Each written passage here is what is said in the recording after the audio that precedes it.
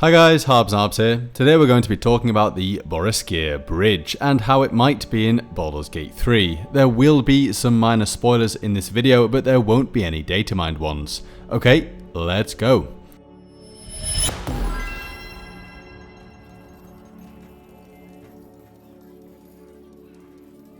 We know that after the party with the tieflings that Halsin, or Daddy Halsin, tells us that we need to go to Moonrise Towers, and he gives us two options, the Underdark or Overland. But he's pretty keen for us to take the Underdark, stating the following. Pass through a terrible place, a cursed place. This curse shrouds everything in shadow. You will not find life, light, or anything natural there. Any who linger are twisted by the curse. They become shadow beings, tormented, dangerous souls. Before we reach these shadow-cursed lands, will we come across the Boareskyr Bridge? Let's first take a look at what this bridge is and why it is an important part of the Western Heartlands. According to 1994's Volo's Guide to the Sword Coast, the bridge over the winding water was first built by the famous adventurer Boreskier. The year isn't clear, but there has been a bridge there for centuries. The most significant event to take place upon the bridge was the slaying of Bhaal, the god of murder, by the then mortal Cyric during the Time of Troubles in 1358 DR.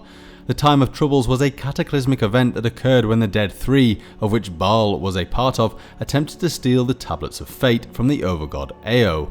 Ao then banished the majority of gods, cursing them to walk upon Elturel as mortals, many of whom suffered the same fate as Bhaal. Obviously, Bhaal is very important to the original games, as we, the player character, are one of his ballspawn, one of the very many children of Bhaal that he had after he foresaw his own death. In the adventure Murder in Baldur's Gate, it is revealed that Bhaal returned to life when the last ballspawn died, and generally it is worthy to note that many gods that died during the Time of Troubles were restored during something called the Second Sundering. I've left a couple of links to the Forgotten Realms wiki down below, which does a good job at providing an explanation for all of these events, but if you want to do further reading, then check out the references section on each of the pages. Anyway, according to Faiths and Avatars 1996, after the majority of Bhaal's essence was absorbed by Cyric, the remaining essence was absorbed by the Winding Water, and that river has subsequently been poisonous from the Boreskier Bridge downstream to the Trollclaw Ford. The Sword Coast Adventurer's Guide adds some more detail to this description. Even a century after Bhaal's blood was shed there, the river's waters run black and foul for miles west of the bridge. Adding to the location's sacred nature, Cyric, the man who killed Bhaal, was himself elevated to godhood. Although he proved to be a malign power, statues of both Cyric and Bhaal were erected on the ends of the bridge, the two gods facing each other. About a century ago, fanatics of Mystra tore down the statues and flung their stones in the river, but fearing retribution for such sacrilege, the merchants who used the bridge pooled funds to have them rebuilt in grander style than before. Now each god stands atop his own decorated archway that serve as entrances to the bridge. The enormous black granite bridge is wide enough that two wagons can pass one another going opposite directions, and its waist-high ramparts are thicker than some castle walls. The bridge's significance to the Baldur's Gate franchise can't be overstated, given that it is literally the place where the Ballspawn crisis started. The fact that a member of the Dead Three died in such a spectacular way there, and some of Bhaal's essence is still polluting the river, it's a location that could become relevant and connected to the overarching quest in Baldur's Gate 3. We already know of the Dead Three's involvement in the Absolute, given that Priestess Gut and several other goblins are literally wearing their symbols, and the fact that Larian have outright stated in a press release that we are in the centre of a complot hatched by the Dead Three.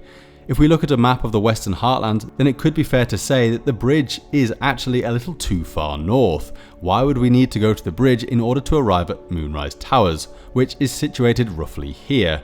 Well, we know that there are a few routes out of the Act 1 map area, and it could very well be that the bridge is included as a kind of deviation quest, or it could simply just be moved slightly south.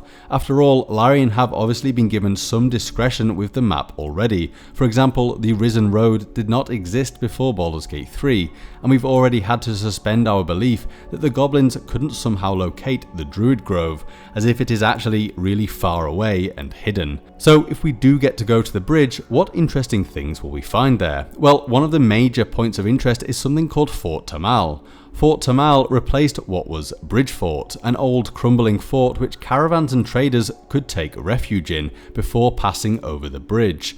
According to the Sword Coast Adventurer's Guide, a paladin from the city of Elturel called Tamal Thent went missing near the bridge with her entire retinue, and the High Overseer of Elturel, Thavius Krieg, named Fort Tamal in her honour.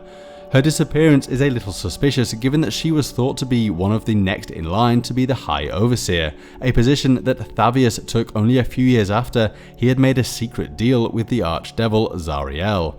And even though Fort Tamal was apparently named in her honour, it is often thought in Elturel that if you get posted there, that the posting is more of a punishment. With there being little action upon the bridge, many younger recruits find it odd that they are being sent to defend sleeping merchants. The paladins that were at Fort Tamal were part of the Order of the Companion, a group largely dedicated to the god Torm. They upheld the ideals of Elturgard and followed something called the Creed Resolute, which actually caused them all to be transported to Elturel when it was dragged into Hell during descent into Avernus. In the current day, Thavius Krieg is no longer the High Overseer, and Elturel has likely been heavily weakened after narrowly surviving being taken into Avernus, not to mention that much of the Order of the Companion was likely decimated during the hellish event. So it's unclear if it is in Baldur's Gate 3 what we will now find there. The bridge does actually appear in Baldur's Gate Siege of Dragonspear.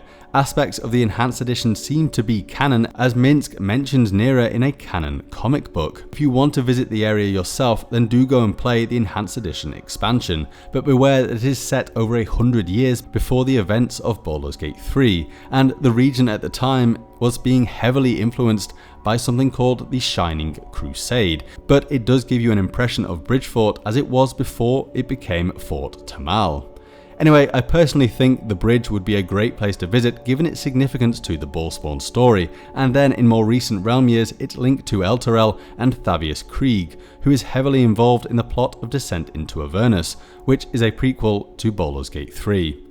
If you enjoyed this video, then do please give me a like and subscribe, and I'll see you next time. Bye!